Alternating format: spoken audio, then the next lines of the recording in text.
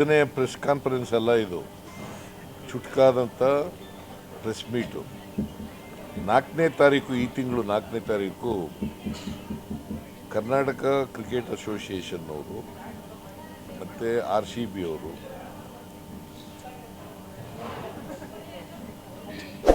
Cricket ಪ್ಲೇಯರ್ಸ್ಗೆ, RCB ಪ್ಲೇಯರ್ಸ್ಗೆ ಒಂದು felicitation program ಇಟ್ಕೊಂಡಿದ್ರು. Felicitation program ನನಗೆ ಬೆಳಗ್ಗೆ ಬಂದು 11:29 ಕರೆದು ರಿಕ್ವೆಸ್ಟ್ ಮಾಡಿದ್ರು. ನಾನು ಒಪ್ಕೊಂಡೆ, ಮಾಡಿ ಅಂತ ಹೇಳಿದೆ. ಮತ್ತು ಚೀಫ್ ಸೆಕ್ರೆಟರಿನೂ ಫೋನ್ ಮಾಡಿದರು ನನಗೆ, ಮಾಡಿ ಅಂತ ಹೇಳಿದ್ದೆ. ಅದಕ್ಕೆ ಗವರ್ನರ್ ಕೂಡ ಅಟೆಂಡ್ ಮಾಡಿದರು. ಪತ್ರಿಕೆಗಳಲ್ಲೆಲ್ಲ, TV ಚಾನಲ್ಗಳೆಲ್ಲ ಏನು ಪ್ರಚಾರ ಆಗಿಬಿಟ್ಟಿದೆ ಅಂತಂದರೆ,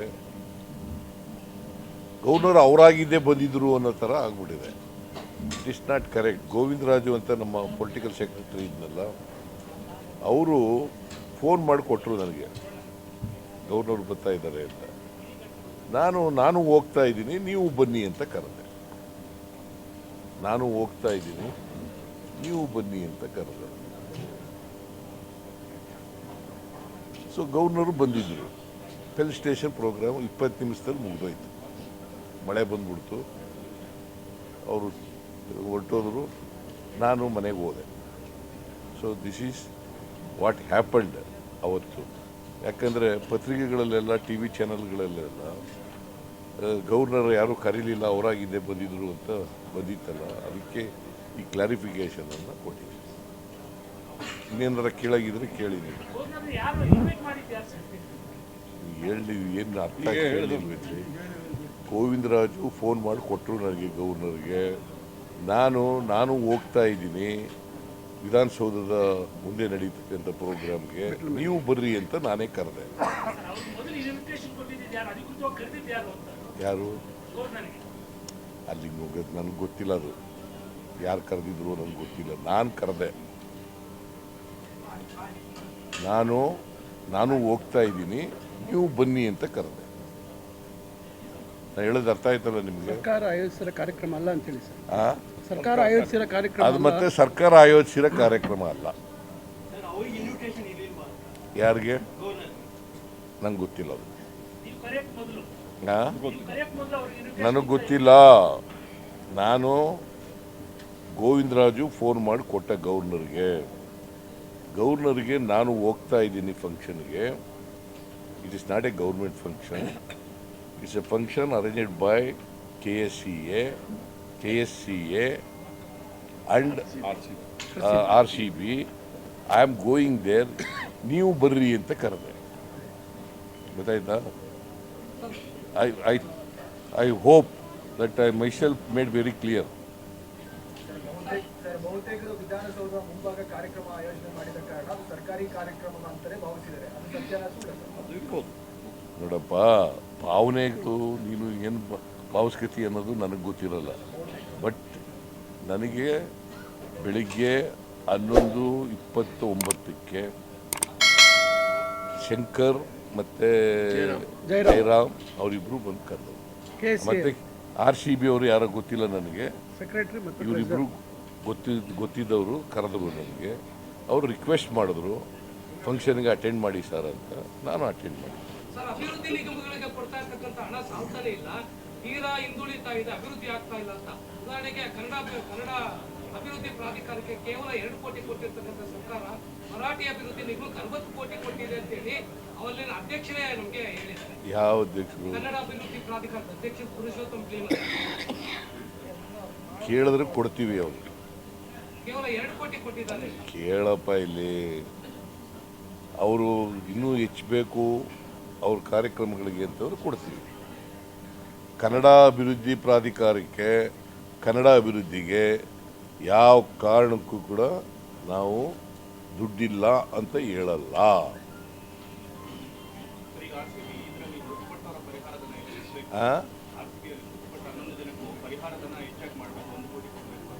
25 ಲಕ್ಷ ಕೊಡಬೇಕು ಅಂತ ಮಾಡಿದ್ದೀವಲ್ಲ, ಕೊಟ್ಟು ಆಗೋಯ್ತು ಅಂತ ಅನ್ಸುತ್ತೆ. ನೀವು ಕೊಟ್ಟಿದ್ದೀರಪ್ಪ, ಎಲ್ಲ ಕೊಟ್ಬಿಟ್ಟಿದ್ದೀವಿ 11 ಜನಕ್ಕೂ. ಅದು ಕ್ಯಾಬಿನೆಟ್ನಲ್ಲಿ ಚರ್ಚೆ ಮಾಡ್ತೀವಿ. ವಿಧಾನ ಪರಿಷತ್ ಸದಸ್ಯರ ನೇಮಕಾತಿ ನಾಮನಿರ್ದೇಶನ ವಿಚಾರದಲ್ಲಿ ಗೊಂದಲ ಯಾಕೆ ಅಂತ? ಏನು ಗೊಂದಲ ಏನಿಲ್ವಲ್ಲ. ನಿಮ್ಗೆ ಯಾರು ಗೊಂದಲ ಅಂತ ಹೇಳಿದವರು? ಹೈಕಮಾಂಡ್ ತಡೆ ಹಿಡಿದಿದೆ ಅನ್ನೋ ಒಂದು ಮಾಹಿತಿ ಇದೆ ಸರ್. ಅಲ್ಲ, ನಿಮ್ಮ ಜೊತೆ ಮಾಹಿತಿ ಅದು ಊಹಾಪೋಹ ಇರಬೇಕು. ನೋಡಪ್ಪ, ನಾವು ಇನ್ನೂ ಕೂಡ ಅದ್ರ ಬಗ್ಗೆ ಸ್ವಲ್ಪ ಇನ್ನೂ ಚರ್ಚೆ ಇದೆ ಅಂತಂದಮೇಲೆ ಮುಂದಕ್ಕೆ ಹಾಕಿದ್ದೀವಿ, ಹೋಲ್ಡ್ ಮಾಡಿದ್ದೀವಿ. ಸರ್, ಹೊಸ ಜಿಲ್ಲೆಗಳ ರಚನೆ ಯಾವಾಗುತ್ತೆ? ಬೆಳಗಾವಿ, ತುಮಕೂರು ಎಲ್ಲ ದೊಡ್ಡ ದೊಡ್ಡ ಜಿಲ್ಲೆಗಳು, ಇನ್ನೂ ಸರ್ಕಾರ ಏನು ಕೂಡ ಬೆಳಗಾಂನಲ್ಲಿ ಮಾತ್ರ ಡಿಮ್ಯಾಂಡ್ ಇರೋದು. ಅವರು ಆ ಜಿಲ್ಲೆ MLAಗಳನ್ನೆಲ್ಲ ಕರೆದುಬಿಟ್ಟು, ಸೋತಿರೋರನ್ನ ಕರೆದುಬಿಟ್ಟು, MP ಗಳನ್ನ ಕರೆದುಬಿಟ್ಟು ಚರ್ಚೆ ಮಾಡಿ ಅವ್ರ ಜೊತೆಯಲ್ಲಿ ಆಮೇಲೆ ಟಿಕೆಟ್. ಕ್ಯಾಬಿನೆಟ್ ಮಾಡೋದು ಈಗ 3 ಜಿಲ್ಲೆಗಳಲ್ಲಿ ಭಾರಿ ನಿರೀಕ್ಷೆ ಮೂಡಿದೆ. ಏನೋ ಕೊಡುಗೆ ಕೊಡ್ತಾರೆ, ಏನೋ ವಿಶೇಷ ಘೋಷಣೆ ಮಾಡ್ತಾರೆ ಅಂತ ಏನ್ ಮಾಡ್ಬೋದು? ಯಾರು ಕ್ಯಾಬಿನೆಟ್ 19 ಕ್ಯಾಬಿನೆಟ್ ಆ ಥರದ ಚರ್ಚೆ ನಡೆದೇ ಇಲ್ಲ ಹೈಕಮಾಂಡ್ ಮುಂದೆ. ಅಲ್ಲ, ಕ್ಯಾಬಿನೆಟ್ ಮೀಟಿಂಗ್ ಇಲ್ಲಿ ಕ್ಯಾಬಿನೆಟ್ 19 ಕ್ಯಾಬಿನೆಟ್ ಇದೆಯಲ್ಲ ಸರ್, 19ಕ್ಕೆ ಕ್ಯಾಬಿನೆಟ್ ನಡೀತದೆ. ಅದರಲ್ಲಿ 3 ಜಿಲ್ಲೆಗಳ ಜನ ತುಂಬಾ ನಿರೀಕ್ಷೆ ಇಟ್ಕೊಂಡಿದ್ದಾರೆ. ಏನಾದರೂ ಸಿಗುತ್ತಾ ಆ ನಿರೀಕ್ಷೆಗಳಿಗೆ? ನೋಡಪ್ಪ,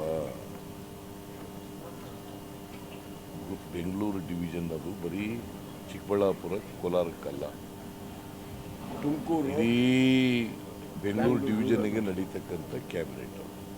ಯಾಕೆಂದರೆ ನಾವು ಈಗಾಗಲೇ ಗುಲ್ಬರ್ಗ ಡಿವಿಷನ್ ಕ್ಯಾಬಿನೆಟ್ ಮಾಡಿದ್ದೀವಿ, ಮೈಸೂರು ಡಿವಿಷನ್ ಕ್ಯಾಬಿನೆಟ್ ಮಾಡಿದ್ದೀವಿ, ಬೆಂಗಳೂರದು ಮಾಡ್ತಾಯಿದ್ದೀವಿ. ಇಲ್ಲಿ 19ನೇ ತಾರೀಕಿಗೆ ಇಲ್ಲಿ ನಂದಿ ಬೆಟ್ಟದಲ್ಲಿ ಮಾಡ್ತಾಯಿದ್ದೀವಿ. ಅಲ್ಲಿ ಯಾವ್ಯಾವ ಸಬ್ಜೆಕ್ಟ್ಗಳು ಬರ್ತವೆ ಆ ಸಬ್ಜೆಕ್ಟ್ಗಳ ಬಗ್ಗೆ ಚರ್ಚೆ ಮಾಡಿ ತೀರ್ಮಾನ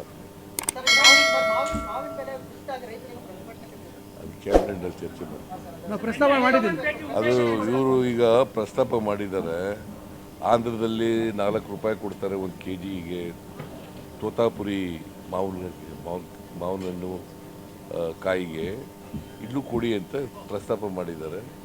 you will place it before the cabinet and cabinet will decide and take a decision. Patel, ಮಳೆ ಬರಂಗಿದೆ. ಬಂದಿಲ್ಲ ಅಂತ ಹೇಳಿದ್ನಲ್ಲಯ್ಯ, ಆ ಬಗ್ಗೆ ಚರ್ಚೆನೇ ಆಗಿಲ್ಲ. ಲೇಟೆಸ್ಟ್ ಹಾಗೂ ಇಂಟ್ರೆಸ್ಟಿಂಗ್ ಸುದ್ದಿಗಳಿಗಾಗಿ ಬಾಸ್ ಟಿವಿ ಕನ್ನಡ ಚಾನೆಲ್ನ ಸಬ್ಸ್ಕ್ರೈಬ್ ಮಾಡಿ. ಹಾಗೆಯೇ ಬೆಲ್ ಐಕಾನ್ ಪ್ರೆಸ್ ಮಾಡಿ. ಇದರ ಜೊತೆಗೆ ಫೇಸ್ಬುಕ್, ಇನ್ಸ್ಟಾಗ್ರಾಮ್, ಎಕ್ಸ್ನಲ್ಲೂ ಮಿಸ್ ಮಾಡದೆ ಫಾಲೋ ಮಾಡಿ.